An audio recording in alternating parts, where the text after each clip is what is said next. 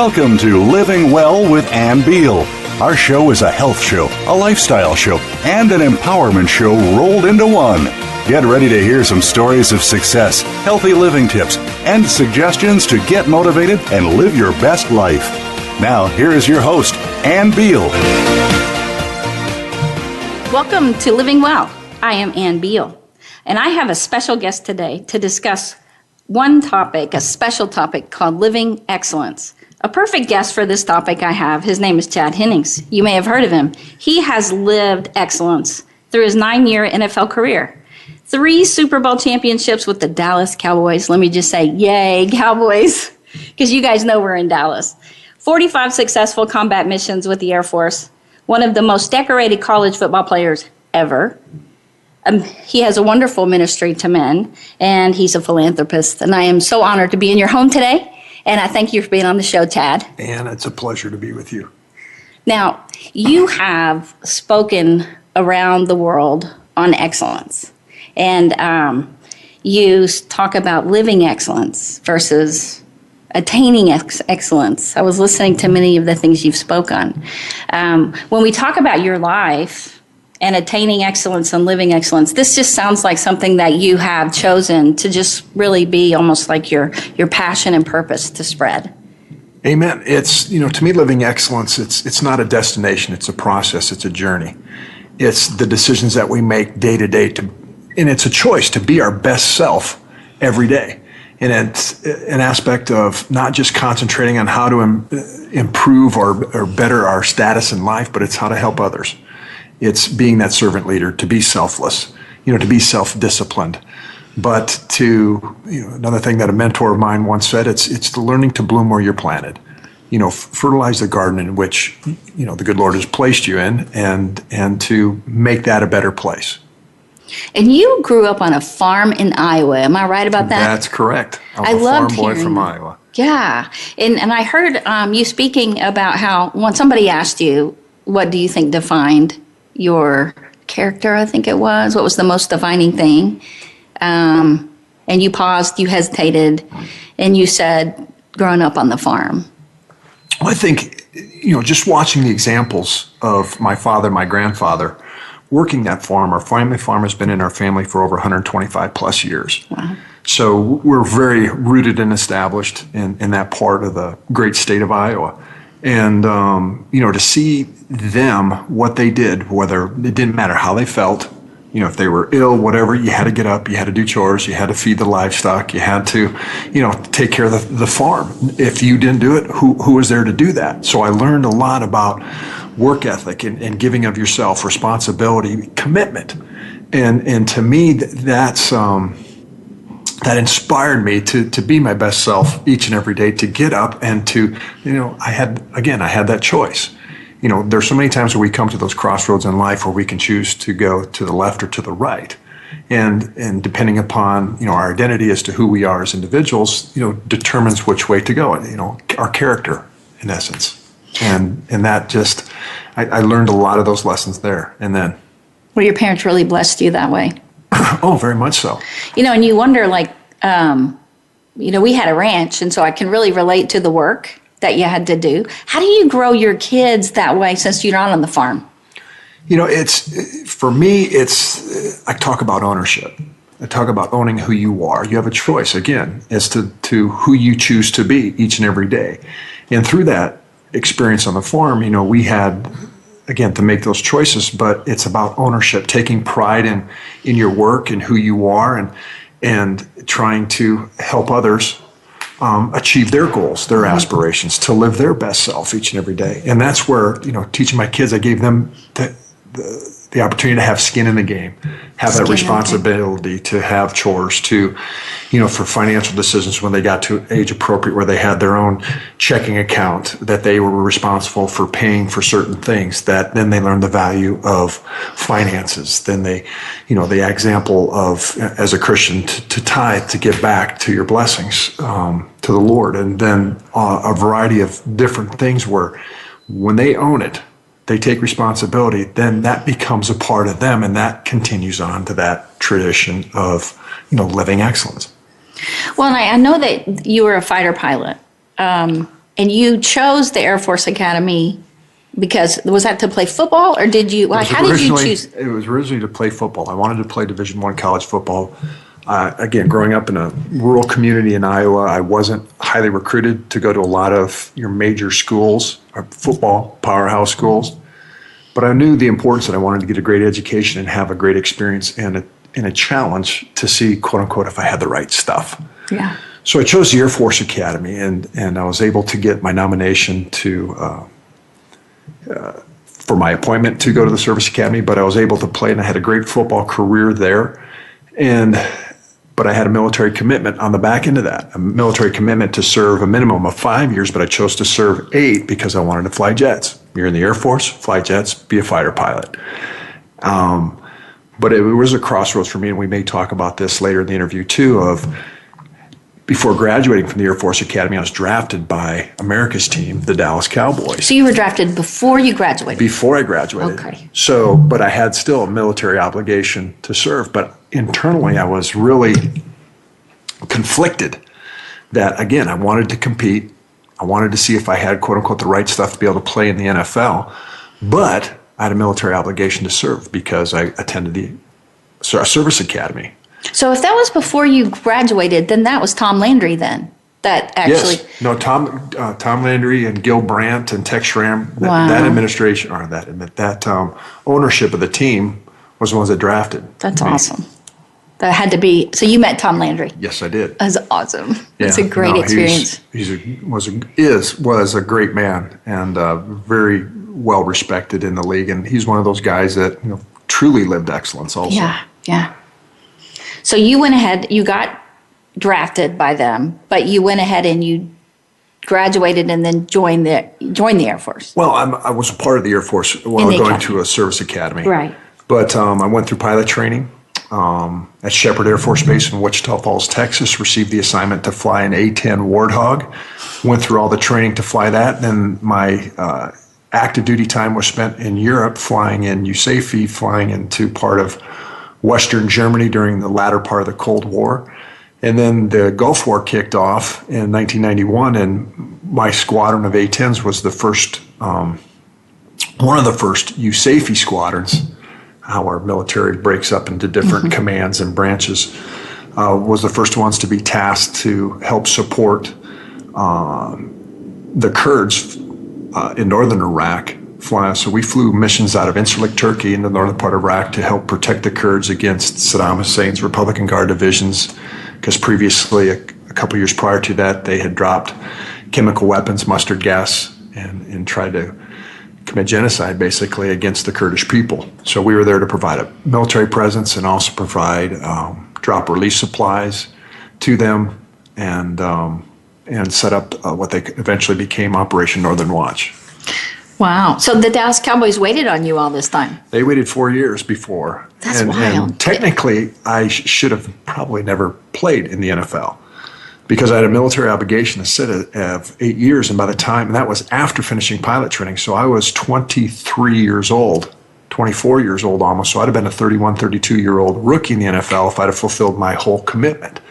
But after the Gulf War, our armed forces went with what they called a reduction in force, where they gave waivers for pilot training commitment, and they waived, not enough people were getting out, so they waived 2 years off the service academy commitment, and not just for me, but across the board for any individual that wanted to get out. So my window of opportunity is probably about a 2-month window that I was able to leave the Air Force, serve my commitment to them, and then go play for the Cowboys. And my first year with the Cowboys was 1992, so our first Super Bowl victory.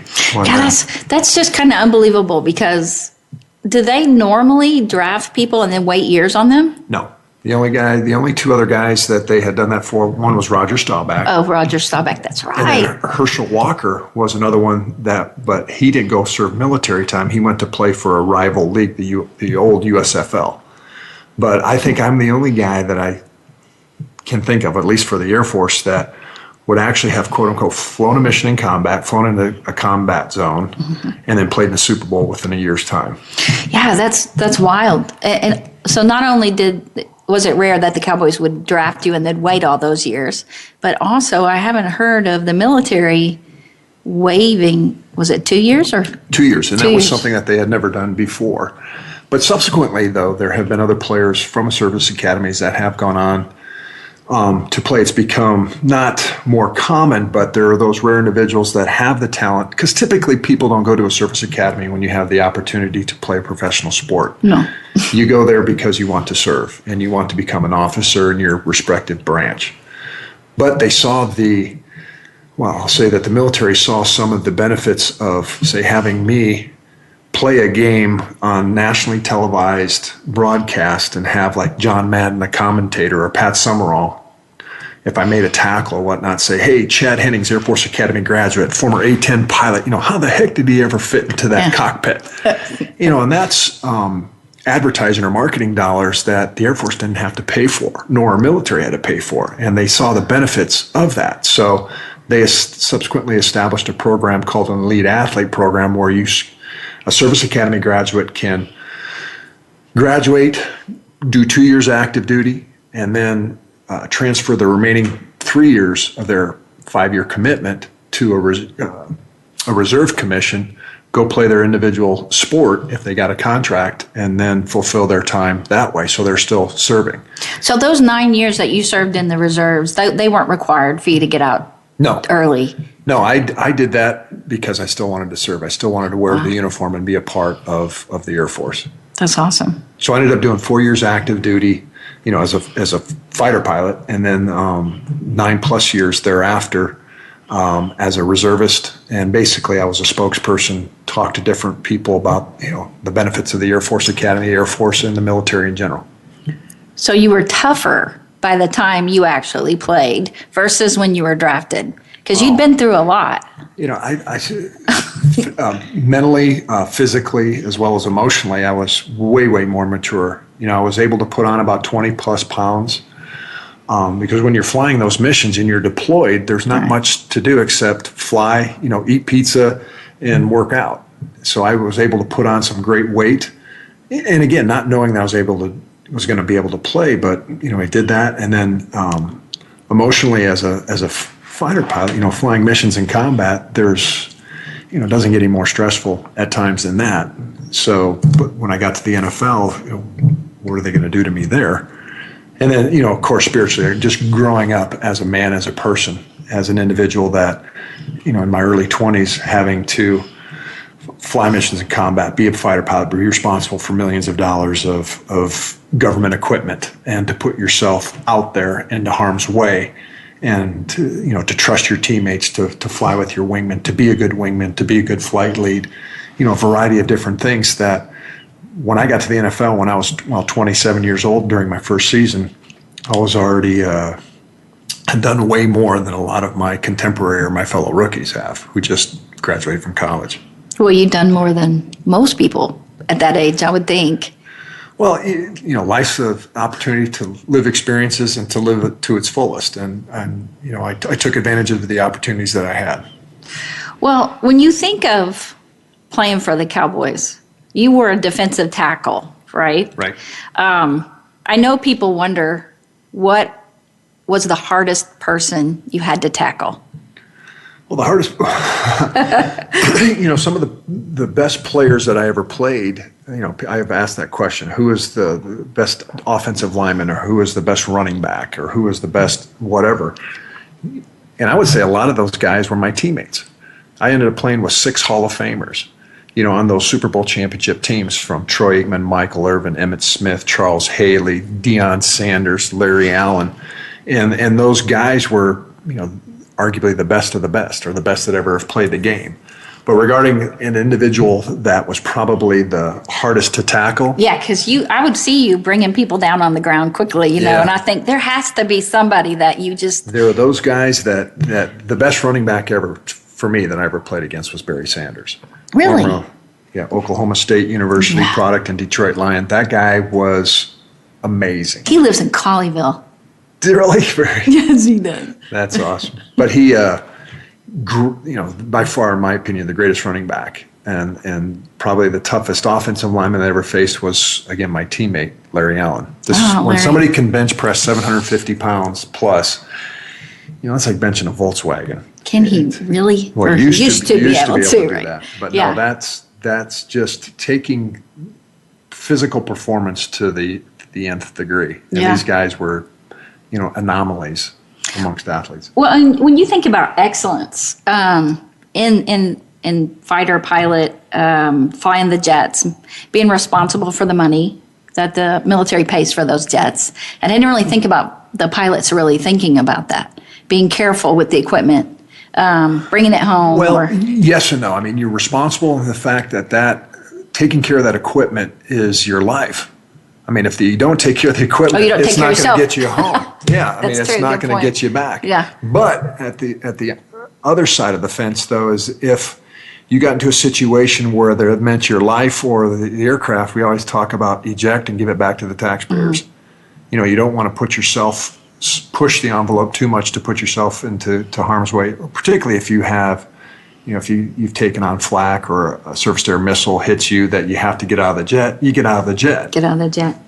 Well, the excellence that you applied there, though, in your military service, because they liked you immensely, to let you out like that and to let you have that relationship with the Cowboys while you were in there. I know sometimes they stopped it, so you couldn't talk to them while you were in the military because they were affecting your service or something. Well, that was an example when I talked about the early internal turmoil that I experienced going through pilot training. When I said I went through Shepherd Air Force Base in Wichita Falls, that's only an hour and a half outside the Dallas-Fort Worth Metroplex where the Cowboys play. Oh, yeah. And I would go in the fall during that time when I was in pilot training, I'd come down to games and I'd get sideline passes, my buddies, and I would get a chance to go to the Cowboy games.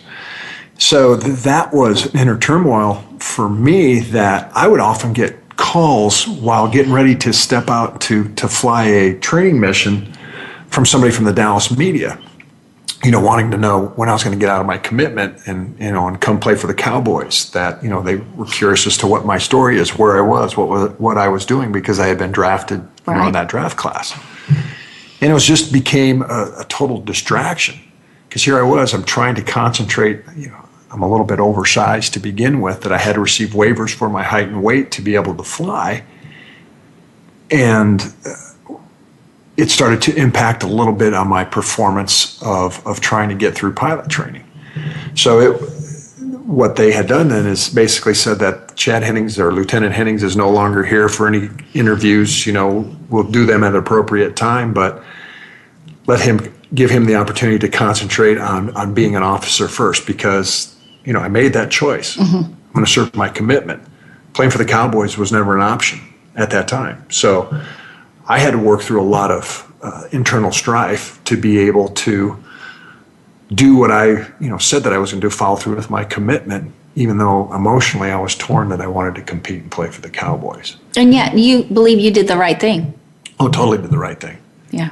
Totally did the right thing. And even if I would have never been able to play for the Cowboys, which I resigned myself to that hey, it was, had a great collegiate career. I'm going to be the best officer I can be in the Air Force. And, if they wouldn't have made those waivers back in 1992, I'd probably would just be getting ready to retire from the Air Force now. I'd have followed through in the whole career.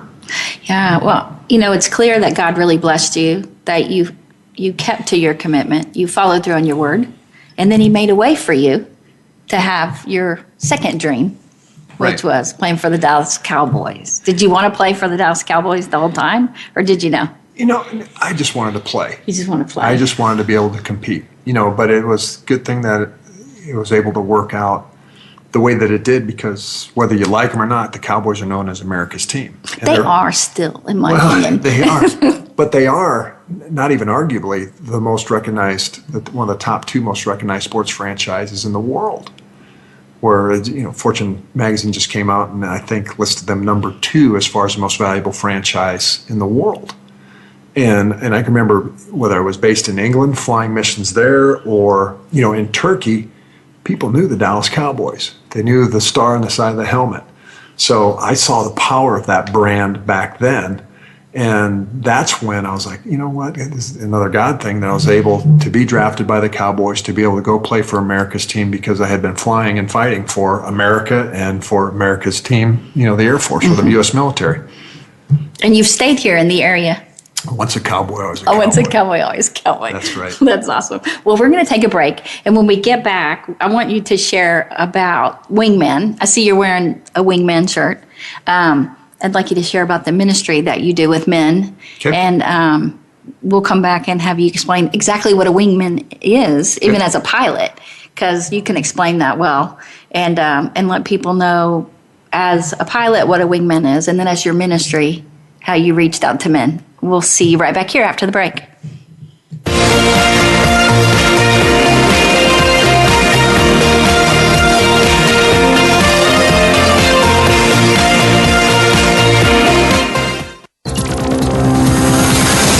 It's your world. Motivate, change, succeed. VoiceAmericaEmpowerment.com.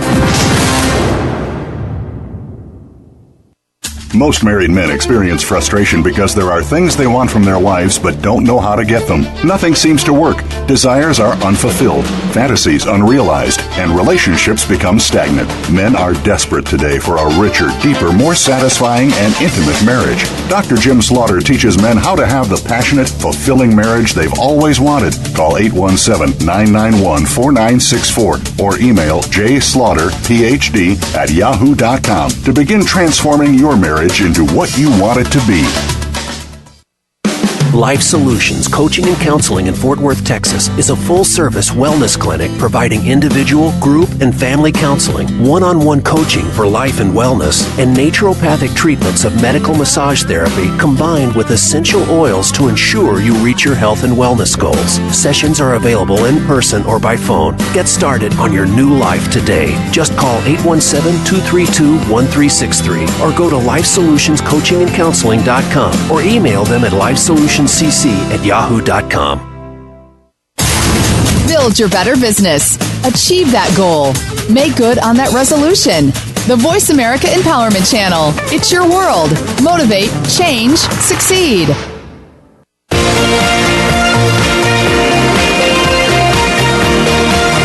You are listening to Living Well with Ann Beal. We'd love to hear from you with comments and questions about the show.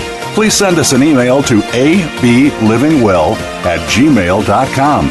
That's ablivingwell@gmail.com. Now, back to this week's show. Welcome back. I am Ann Beal, and my guest today is Tad Henning, and he is a Dallas Cowboy great, 9-year veteran with the Dallas Cowboys, 3 Super Bowl championships. He has 3 Super Bowl rings. If you go to the guest page, you can see his picture with his rings. He proudly portrays all his rings. In the first segment, we were discussing Chad's Air Force service as a pilot, flying A-10 jets. Is that right, Chad? That's correct. You're right. And his football career with the Dallas Cowboys, and that the cool way things worked out by getting drafted while he was in the Air Force Academy, and then serving 4 years, and then going to play for the Cowboys. Correct. That's right. And that was really neat. Now, can you explain to us what a wingman is when you fly as a pilot? Well, when we would fly missions, whether that be a training mission or a combat mission, you would never go solo when you were going to do a close air support, whether that's aerial, air-to-air or air interdiction, whatever mission that you would fly, you'd always fly with either another plane, one wingman, a 2-ship, or what we call the 4-ship, 4 planes going together. And the purpose of that is for mutual support. That if you take care of your wingman and your wingman takes care of you, that means not being selfish, means protecting your other wingmans. We call it 6 o'clock behind him on his side, because we all have certain blind spots that we cannot see. That mutual protection aids in accomplishing the mission. And we always talk about it, if you don't take care of your wingman and your wingman doesn't take care of you, the likelihood of you accomplishing your mission, goes way down, but the likelihood of something bad happening to you goes way up. And I took that analogy and I formed a men's ministry called Wingman. Because there are a lot of times that every time that we would fly, mission in combat, I would fly into northern Iraq. When we would come out, we'd always do a battle damage check, which meant that one wingman, one jet would kind of drop in behind the other one and fly a 360 degrees around him to look to see if he had any potential battle damage, if he had any fluids leaking out of his engines or hydraulic fluid out of an aileron or a flight control, or just if there was any bullet holes or whatnot. And when he would do that for me, I would do that same thing for him.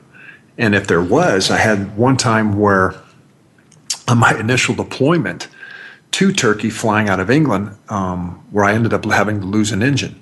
So here I am in the middle of the Mediterranean Sea, just crossed the boot of Italy, flying eastbound towards Turkey, just south of the island of Crete.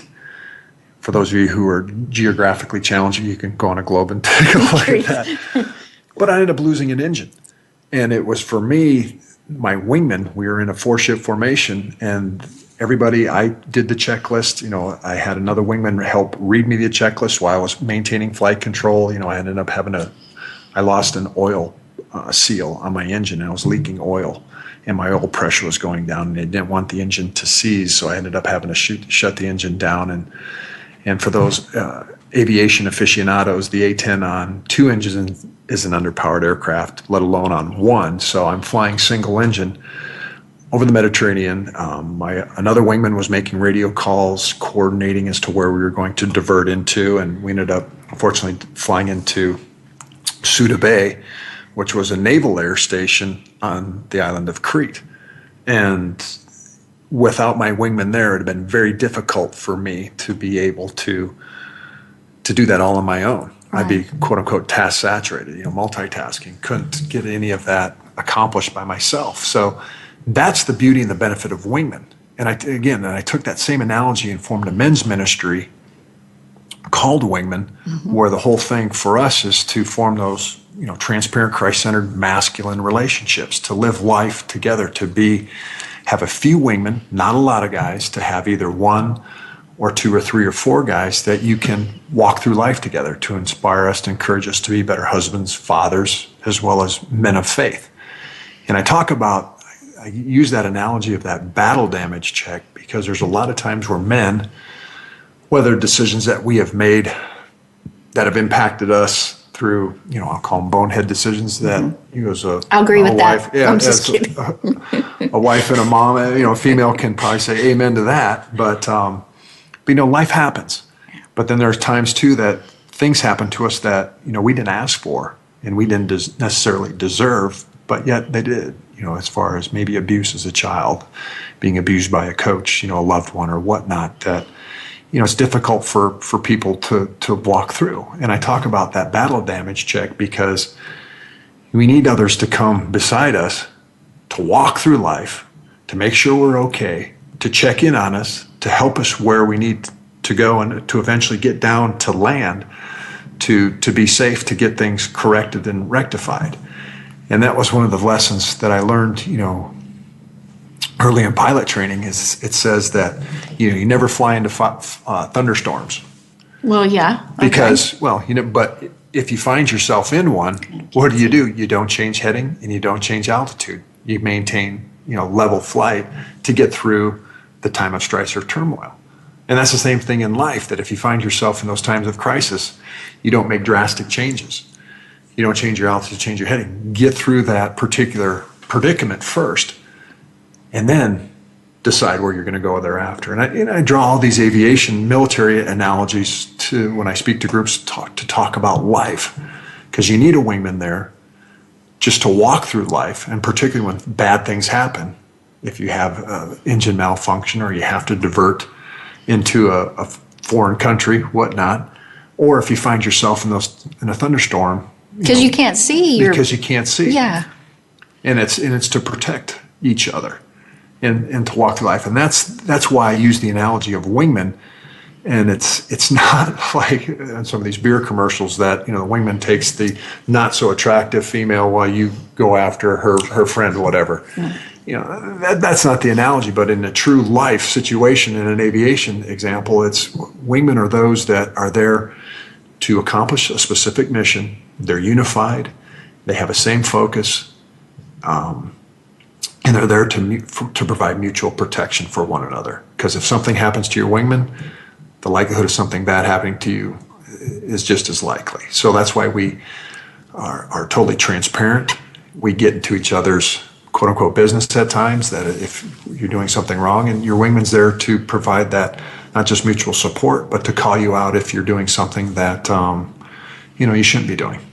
Well, and it's interesting when you think about that analogy about a thunderstorm and not being able to see, because I guess as a wingman, all you'd be able to see of the other pilots are their lights, and you would Right. follow their lights. Right. That's really cool. Yeah. Because the men supporting each other, because men tend to isolate, go to work, come home for their family, and they don't really get out with their peers enough. Well, and that's one of the things, too, I think our culture really tells a man that if to be strong, to be a quote-unquote, parentheses, man, means you have to be like John Wayne or Gary Cooper at high noon standing in Main Street telling the whole world, I'm standing alone, I can do this, I am a strong man, or Rambo.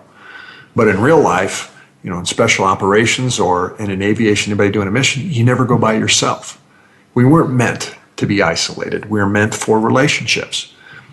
But when men buy into that aspect, what the culture's telling, that you have to, don't let anybody into your business, don't let anybody know what you're doing, stand tall, stand strong, be isolated, and if you can't overcome it by your own strength, then you're a failure, which is total opposite of what reality is and what we all should be doing, is leaning upon one another and walking through life together. That's one of the advents, too, of this whole thing with a lot of our military men and women coming back from downrange with post-traumatic stress. Mm-hmm.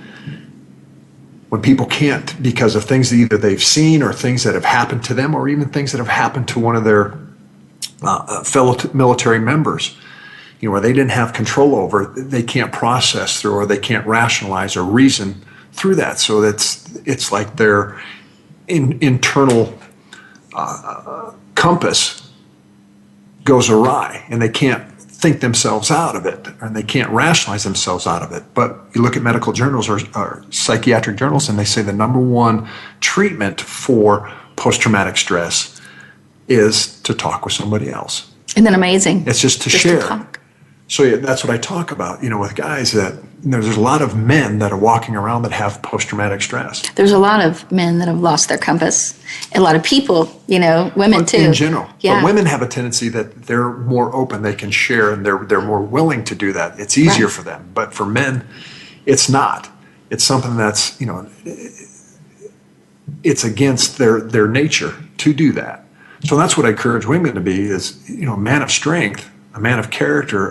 A true wingman is somebody that can walk through life with just a few inches. And I'm not talking about getting in front of a whole group or a church and just, these are where I'm at. But it's just with a few trusted individuals that you can walk through life together. That's what wingman is about. What motivated you? What was the passion what drove that for you to really reach out? I mean, was it loneliness? Was it isolation that you felt at one time in your life to really see this as so important for men? Well, and that's, I think, for a lot of motivation for anybody to either start a business, start a ministry, do anything, it's out of a selfish need.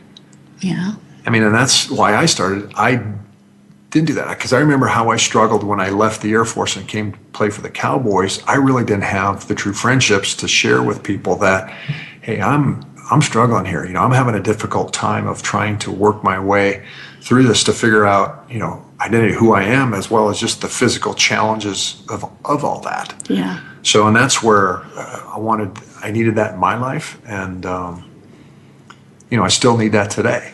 So you have friends now. When you think of, you have a couple. Well, but as that saying goes, we have a lot of acquaintances, but very few friends. Right.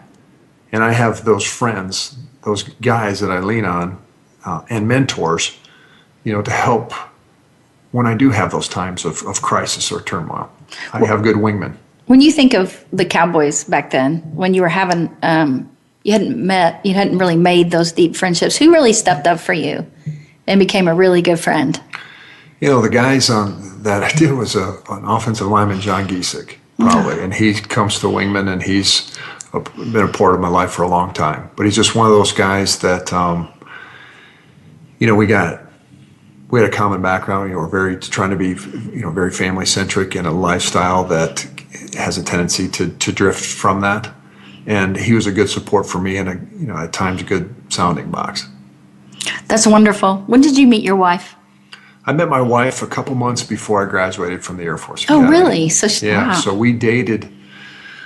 Oh, wow. We didn't really start to date until after I graduated from the Air Force Academy. And it was a long distance relationship for us. We'd see each other about once a month for a weekend. Either I'd fly up to Colorado Springs where she was living at the time, or she'd come down to where I was at pilot training. And we ended up getting married a couple weeks before I deployed on our first active duty assignment overseas. So she's been through it all with me. And for a small town girl from Colorado that's never really traveled outside of Colorado, to drag her overseas and, oh, by the way, I'm going to be deployed half the time because of the war, just because of the missions that I was flying, she had to grow up quite a bit herself. Well, and you guys have been married a long time. How long? 25 years. And 2 children? 2 children. Oh, good. I didn't leave out any. No. 2 children, and we've had several dogs and guinea pigs and everything else. You have a really awesome dog right now, Bo. He came in, he's huge. Well, when and that's something I didn't mention about your life of excellence. I don't know if you would agree that your marriage has been, living excellence in your marriage. I don't know. Maybe I should ask your wife, but. Yeah, well, she might have a different opinion. But marriage is like any type of relationships. It takes work. And I think there's that fallacy in our culture that, once you get married, it's all roses and it's all ups and there's no challenges. And once people face adversity, they think, okay, it's time to move on to the next relationship. But, that's the same way in the Christian walk, too. When you make that profession of faith, it doesn't necessarily mean that it's going to be a life of health, wealth, and prosperity. Life's challenges, ups and downs. There's pains, there's joy. But we have an opportunity to learn from all of that. And for me, the biggest lessons I ever learned in my life were times of trial and turmoil. Don't you think that if men, a lot of divorces come from people just being, truly in deep pain or deep loneliness, but if they have a support group, and they have a really good support group of men, friends, family around, or people that they really can lean on, they can get through it. It's just when people isolate and they get in that deep pain, they don't think they can handle it. Well, they don't think they can handle it. Plus, they don't see, they need a fresh perspective. Yeah, that's a good point. Because we have a very myopic view of the world that we have our own, I'll call it perception of reality. And for me, that's probably the next book I'm going to write, is that perception is not reality. That unfortunately for a lot of us, we see the world through our own experience, but that doesn't necessarily make it true in many cases. So to get another person's perspective and another one that has your best interests in mind and in their heart, where they won't steer you wrong, where it may be, your own buffoonery as a man, that's the cause of it, and you need to step it up, or there may be other instances, whatever it might be, but to have those relationships are essential, whether it's in marriage, whether it's in business or whatever. We need those in life, period. Well, and if people want to get involved in the Wingmen Ministry, how would they do that? Go to the website, wingmen.org, O-R-G. And, they can contact us there. And the whole premise of the ministry is we do corporate events where I bring in speakers that are, motivational or whatnot. And they're typically, not pastor types. They're from all walks of life, businessmen, celebrities, athletes, people that just have a phenomenal testimony. Get in and inspire the guys. But the lifeblood of the ministry is, I call them element groups, or they're small groups that meet throughout, the Metroplex and throughout the country for that matter. Really? And these are just guys that, they profess a belief in Christ first and foremost, but they're autonomous groups. I give them the option, as long as you don't go in the ditch, meaning theologically or philosophy or philosophically, you can be a part of it. I don't care what you do. But so we have individuals that do reach out to us that want to start a wingman group in their church, or they're isolated from wherever. We've had groups as far away as Abu Dhabi. Wow, that's far. So, the other side of the world. But it's for me, I just share with guys, it doesn't matter whether you're part of Wingman, you call it Wingman, or whatever you call it, as long as you do it. I don't care, just do it. We need that in our lives to get through life. Well, and the one, in Grapevine is my husband goes to that one. And I know Ray from Ray Maldonado goes to that from the In and Out company. And, they find it very wonderful. And the speakers have been phenomenal. So I just encourage you guys to consider, if you're a man out there and you're isolated, you don't have a support group, reach out to Wingmen. It'll change your life. Amen. So we'll take a break now. When we get back, since you mentioned your books, I want to hear about your new book coming out and your other 2 books. You have 2 more books, right? We'll hear about that right after break. You guys just stay here.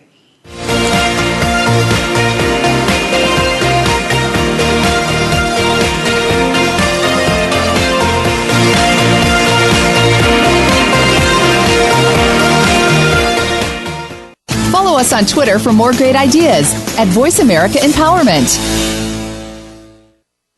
Life Solutions Coaching and Counseling in Fort Worth, Texas is a full-service wellness clinic providing individual, group, and family counseling, one-on-one coaching for life and wellness, and naturopathic treatments of medical massage therapy combined with essential oils to ensure you reach your health and wellness goals. Sessions are available in person or by phone. Get started on your new life today. Just call 817-232-1363 or go to lifesolutionscoachingandcounseling.com or email them at lifesolutioncc@yahoo.com. Most married men experience frustration because there are things they want from their wives but don't know how to get them. Nothing seems to work. Desires are unfulfilled, fantasies unrealized, and relationships become stagnant. Men are desperate today for a richer, deeper, more satisfying, and intimate marriage. Dr. Jim Slaughter teaches men how to have the passionate, fulfilling marriage they've always wanted. Call 817-991-4964 or email jslaughterphd@yahoo.com to begin transforming your marriage into what you want it to be. We're on Facebook along with some of the greatest minds of the world, and that includes you. Visit us on Facebook at Voice America Empowerment.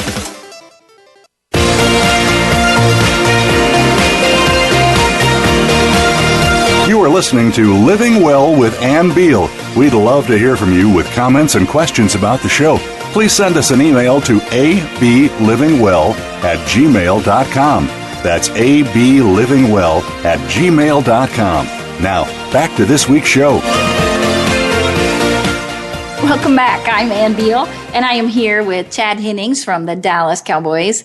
9-year career with the Dallas Cowboys, 3 Super Bowl championships, pilot in the Air Force, and, of course, wonderful man of God with men's ministry and a philanthropist. So we are back. We talked about Chad's service in the Air Force and his football time with the Cowboys, and we talked about his men's ministry called Wingmen in the second segment. And now we're going to talk about his books. He is quite a writer. He has 3 books. 3 books. Yes, 3 books. First one I wrote called It Takes Commitment back when I was playing for the Cowboys right after Super Bowl 30 in 1996. That book came out. And that was more of a kind of an autobiographical book on the virtue of commitment, being committed to life. And that was my first venture at that. And then I wrote a book that came out about 5 years ago called Rules of Engagement, Finding Faith and Purpose in a Disconnected World. And that book is regarding, I use a lot of military analogies, but it was a lot of lessons I learned from the Wingman ministry about what it means to be a man, taking care of yourself as well as the importance of relationships. And I talk about basic training in that book where I talk about the importance of money for an individual, the importance of relationships, and the importance of, self-help. A lot of things in that we talked in the last segment. But then the second half of the book was active duty. Now that you kind of taken care of your garden where you're planted, how you impact your community. You getting out serving in different nonprofit functions, in ministry, in business, whatnot. But my latest venture of a book that's coming out actually this week, and you can get it right now on Amazon, Barnes & Noble, etc., or just go to the website forcesofcharacter.com, is a book where I interviewed and I actually sat down, like what you're doing, Ann, with having conversations with 10 individuals that I deem these individuals are forces of character. Some you've probably heard of, and other individuals there that you probably, most people haven't. but all have phenomenal, valid stories about their life of being a force of character. And I define force of character just by individuals who live their best self every day, who inspire others to do the same, and then the organizations that they're a part of, whether that be a team, a ministry, a business, a community, whatnot, they help that entity rise up to a higher noble purpose or cause. And they exemplify what I call functional or moral character. And these are individuals like Roger Staubach, former great. And these are all individuals, again, that I've had, that I have a personal relationship with over the years. Another one was my teammate, Troy Aikman, Hall of Fame quarterback, now announcer on Fox. And another one was Jason Garrett, head coach for the Cowboys, who is definitely breathes into the same philosophy corporately that I do in regards to impacting culture through character. Another individual was coach for the San Antonio Spurs, Greg Popovich. He was an Air Force Academy graduate. Oh, I didn't know that. Yeah, he is. I did another one was Supreme Court Justice Clarence Thomas. That's awesome. Phenomenal interview. I was just blown away by his story. I interviewed an Auschwitz survivor, Dr. Edith Eger. I reviewed a international human rights lawyer, attorney who was a former religious dissident out of communist Romania, Virginia Prodan. Interviewed Bob Sweeney, who's the director for Dallas Life Homeless Shelter, who's a nationally renowned expert on homelessness and helping people transition from being homeless to being back into society. Interviewed a space shuttle commander, Tom Hennings, former Air Force Academy graduate, who was a commander on several shuttle missions. Who am I missing? Oh, then Carrie Casey, who's the director for the National Center on Fathering. All these individuals have a very diverse backgrounds, but the thing that unifies them, brings them together, that they're all forces of character. They exemplify, courageousness. They've made, decisions when they come to those crossroads on things that, to serve others, and exemplify, moral courage as well as the functional courage. That is amazing that you found all those people. How did you hear about all those people? Well, just over time? And just relationships of meeting them over Yes. time. That, being a former Dallas Cowboy or whatnot has allowed me the opportunity to meet some pretty cool individuals. Yeah. But again, the stories, those individuals that to me were more inspiring, and I'm not denigrating those other individuals, but they were the individuals that people have never really heard about. Right. Like Dr. Eger. Can you imagine being on a cattle car going from Hungary to Auschwitz in Poland, where your father and you were already separated from your parents, and your mother's on there, and her mother, puts her face in her arms as she's a 16-year-old girl and says, "Edie, we're not sure where we're going, but always remember they can't take away from you what's in your mind." And as soon as she gets off the car, she comes face to face with Dr. Josef Mengele, the angel of death. He gives the thumb to her sister and her to go down one line, and her mother to go down another line, and her mother ends up going to the gas chamber right then and there. And how she was a classically trained ballerina, and she had to dance before Josef Mengele for his dinner. So to know that he just murdered your mother, but to have the presence of mind she prayed for him while she was dancing for him and starving, and just stories like that. Another story, another female, Virginia Prodan, the human rights attorney. She grew up in communist Romania, ended up being able to come to the U.S. She was an attorney in Romania. She came to the U.S. not speaking English. She was a single mother, 2 kids, went through SMU Law School, worked full time, supported her family. Within a 4-year period, graduated in the top 25% of her class, and was able to do all that. I mean, who has that type of work ethic or resilience or determination to be able to do that? A phenomenal inspirational story that, despite what life throws at you, to still be able to overcome And it to is, exceed. to go through the law school when English is not even their original language, and they have to reread things like 7 times in order to get it. I mean, they work, 7 times harder than anyone else there. Exactly. And yet- then to raise 2 kids and not have any support beside that. It's amazing. And then just another story, Carrie Casey, he, his claim to fame, he says, for those of you who are movie buffs or aficionados, he played on the team that played the movie, Remember the Titans, Denzel Washington he was in high school. He was on the opposing state championship team that Really? ended up losing.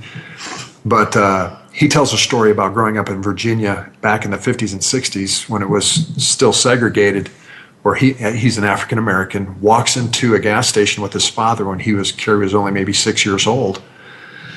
And walked in the gas station and his father saying, "I need to fill my car up with gas." And there's several white men sitting at a bar, it was a soda fountain or whatnot, turn around and says, basically, "We don't serve your kind here."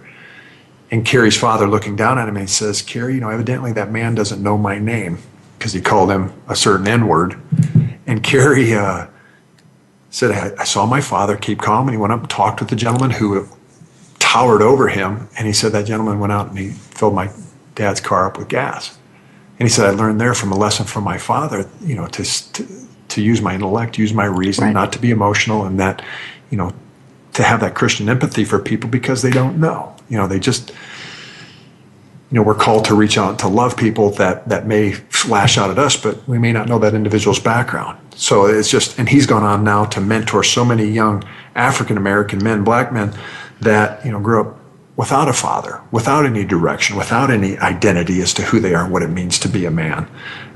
So there's all kinds of these stories in the book that I think are going to be very impactful for people, to inspire them, as well as to encourage them that, character is a choice. Leadership is a choice. We have a choice every day when we wake up as to the person that we want to be and to become. And you can change that at any time if you have made mistakes in the past. And, next week we're going to talk about that. I have one of the best life coaches in the area on about releasing the past and just being able to start again today. And as character, you can do that. You can make a decision today to live excellent, to live high character. I wanted to, it's amazing about your book, because when I think about back when you were on the Cowboys team, the kind of people that were on that team. Of course, when Landry was the coach, it was such a, godly team. I mean, there were so many Christians on that team, and they prayed, and there was such a bond there. And then Jimmy Johnson, was Jim Johnson your coach? Yeah. It was just a whole different dynamic. People say, they kid around about it's not America's team anymore, that they don't, they don't pray together, they don't do all this kind of stuff, so that's not God's team anymore. And, I hear these comments, but when you think of, character, when I think of back then, so many of those players were such high character. And I'm not saying there aren't anymore, there are. I love Jason Witten. Yeah, Witten. Okay. And so I think of these, people. But when you played, people are in awe of the Cowboys then. You won like 3 Super Bowl championships in 4 years. That's kind of unbelievable. They only won 3, right? Was it 3 out of 4? Yeah. 3 out of 4. Yeah, that's amazing that you played 4 years and you won 3 Super Bowls. First 4 years were 3 Right. Super Bowl championship victories. Yeah, but Anna, I'll tell you, that's another thing that, just with what you said, that sometimes perception is not reality. Exactly. Back in Landry's era, Tom was, and Roger talks about this. My conversation with Roger talked about a little bit about this. I asked him specifically those questions, how you lead the guys, because they had some characters back then too, North Dallas 40, that the only difference between then and now was that they didn't have a media that, followed the guys everywhere, that highlighted a lot of the extracurricular activities that some of the players did. And because of the strong leadership of Tom Landry and his perception in the community, that, that's why they kind of went with America's team. But back when I played, there was a lot of strong Christians on the team. Right. There was a lot of guys in the neighborhood are going out in the community doing great things with their foundations, helping kids, etc. That when we did pray together, we had Bible studies, we had that. Not that everybody was called to do that, but Right. but there were those influences in the locker room. And you guys were really team players. It seems like they weren't all that. Every single person didn't have that notoriety of being this awesome, multi-million-dollar whatever individual. It was more of a team mindset. I can honestly say the guys, during that first 4 years when we won 3 Super Bowls, there was no animosity, no jealousy between the players. Everybody was there for a main reason, that was to win football games and to win championships. And because of the success that we had in that rapid period of time, over time, that's when people don't have their why answered as to why they're doing what they're doing. Their why. Their why answered, yeah. They don't have that identity or that ownership as to who they are. That's when a lot of the jealousy and the animosity and the selfishness, and it's became more about me as a player to pad my statistics to either get that next contract or whatnot, began to denigrate and against the team. And you mentioned some of the characters on that team. There were a lot of the guys that, when you mention character as a choice, that no matter what your past is, you always do have a choice. You do. And the one individual that, back when we played, he and I didn't get along so well. We butted heads a little bit. Is Charles Haley. But he ended up being, he's a Hall of Famer now. I went to his induction. But Charles and I, we do a lot of different things together where we mentor some inner city kids. And I love Charles Haley. He's totally changed his life around and has taken ownership in who he is. And he realizes that God put him on this earth to be a great football player, but he can use that platform to impact others.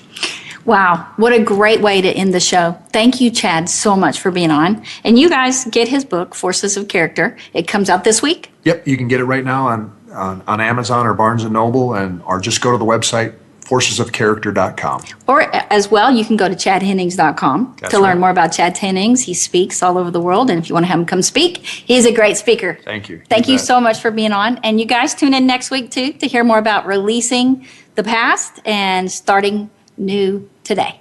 Take care. You guys have a great week.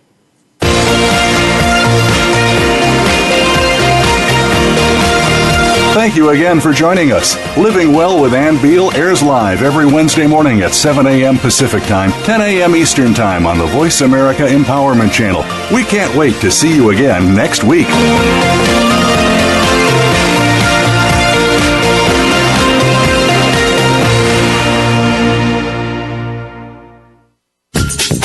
Thanks again for listening to the preceding program, brought to you on the Voice America Empowerment Channel. For more information about our network and to check out additional show hosts and topics of interest, please visit voiceamericaempowerment.com. The Voice America Talk Radio Network is the worldwide leader in live Internet talk radio. Visit voiceamerica.com. The views and ideas expressed on the preceding program are strictly those of the host or guests and do not necessarily reflect the views and ideas held by the Voice America Talk Radio Network, its staff, and management.